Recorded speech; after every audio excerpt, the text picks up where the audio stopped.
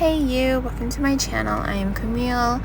I am going to show you what I tend to do without the camera in my face, where I try out some stuff to see how it is so that I can document it and then explain if there was any errors that happened off camera, but I decided to go on camera and show some errors. So I needed to shave, so I'm going to use these Veet already wax strips that I've used 3 times prior to this. I thought, why not use it a 4th time, since I normally throw it away a 3rd time. Maybe it can be useful to use it again. But I ripped majority of my skin, and not just the hair, but I did miss a little patch here, and I thought to just try to wax that off quickly, but it just coated the hair with the wax. So I'm going to use the other side of the strip for the right side of my upper lip and use the tweezer to smooth the wax to adhere to my hair. And while I wait for that to happen, I also tweeze a little bit of my eyebrows. I want it to look not too bushy but also clean. I'm also wanting to grow out the little patchy area that I've overplucked, and since I'm left dominant, I tend to be more attentive to the left eyebrow than the right eyebrow. So back to the upper lip, I waxed, pulled it apart, but didn't pull it all together, so this resulted to also pulling off more skin. You can't really tell, but yes, there is redness there. And then we have to deal with possible inflammation and scarring. So I want to cleanse the area of the wax that could still remain there with that deep cleansing oil, and then I'm going to dispose of these wax strips forever in the trash. Then once I'm done with that, I'm gonna I noticed there are some areas that I need to pluck on my eyebrow, on my upper lip, but I'm gonna pay attention to the right side of my brows, which I believe are a little bit bushy for me, but I am left dominant, so I tend to have to pay more attention to the right dominant, but sometimes I don't want to overpluck the right side and make my eyebrows look a bit uneven. Now I'm going to use this Pond's Cold Cream to double cleanse my face, avoiding the upper lip and little part of the nose. I had my hair in braids and I took it out, and I noticed that when your head itches, it's time for a wash, which is what I did. And then after getting out of the shower, you can see the redness more prominently. And I did something I shouldn't have done. I used this balm on the affected area thinking it would help, but it stung, and it was my fault. So I left it on there, I believe, because I'm wasting product, and I use a little bit more of the stuff, but not on the area, mainly on my lips, to hydrate that and just let it do its thing. But then I also got some Vaseline, because that's very soothing and occlusive, very good. Now I'm going to use some toner, apply that to the face that's not affected by waxing, and then I'm going to use some glycolic serum to my armpits, because that tends to kill off the bacteria before I apply whatever you call it, deodorant. Now the serum is almost gone, so I'm going to flip it over on my thigh and let gravity do its thing, gather it up. But I'm going to use the calming serum from Beauty of Joseon and apply that to my face, and then use the smaller version of that almost gone serum, the glow one I believe, to the area as well on my face, and let that work in.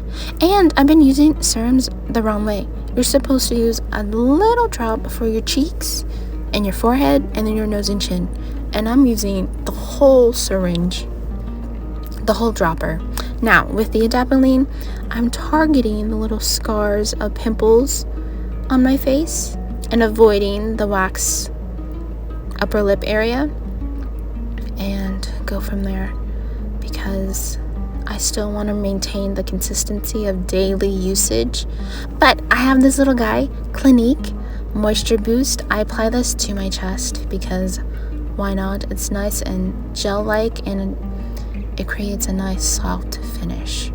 Now I'm going to use this lotion, 12% lactic acid, to my dry upper arms and my dark elbows so that I can lighten and smooth out those areas. Now to the hair. I'm going to use Cantu Leave Conditioner, a Shea Moisture Curling Souffle.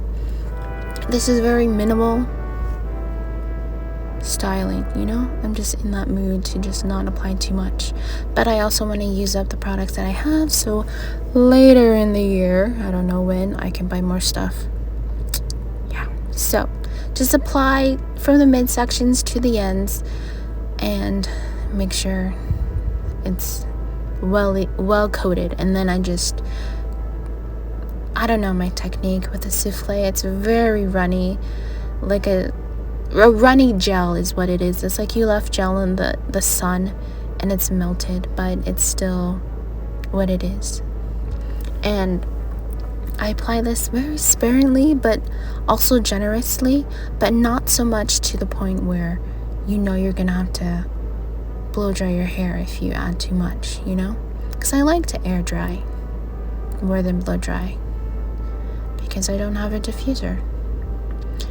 Anywho, I gradually slowly go toward the ends, but then once I'm done with that, clean off my fingers and feel like I need a little bit more, so I grab the Pantene curl cream and add that to the ends to add some hydration and moisture, since that is the oldest part of the hair and it needs that.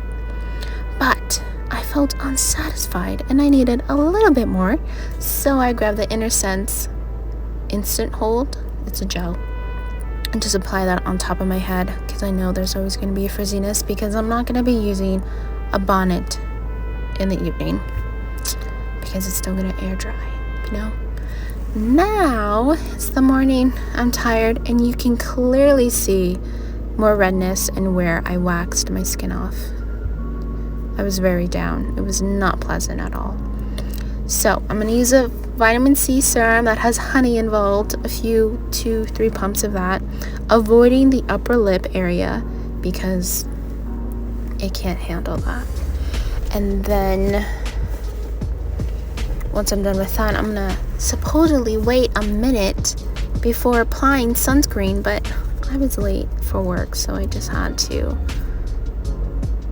quickly stop touching my cheeks and apply sunscreen, which is almost gone, and I think I'm using too much of it because normally it takes close to 2.5 months before I need more sunscreen, but it seems that I'm using more than usual these days. But yeah, you just saw me try to apply sunscreen over it, and it does not like that. So I'm avoiding that area for sunscreen, but still I'm gonna use some Vaseline on that upper area. I'm gonna take my hair out and show you the results of what I did last night.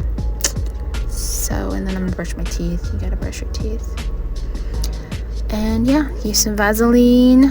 It was not my day today, so I just smoothed on the Vaseline onto my scar whiskers and a little bit on my nose. I can't call myself Rudolph though. It's not enough redness. Anyways, after smoothing on some Vaseline, I'm sure my lips are now very plump and hydrated by now. Not dry at all. Yeah, not dry at all. But here's my hair, nice and beautiful. It looks very wavy, but that's what you get for being minimal. Here it is 6 hours later during the day. I am now applying another more than a pea size of the Vaseline because over time wearing a mask or being out and about, the product will go away or rub off. So I'm just coating it. I would like it to remain coated as much as possible because that's what I need. But I am ecstatic of how the hair looks. I mean, it's not as frizzy. You see the definition, a bit of it, and it lightened my day to have that there. But I also need to do more stuff to my hair, you know? It's just not doing what it needs to. But that's for a later video. Like and subscribe, and as always, embrace joy.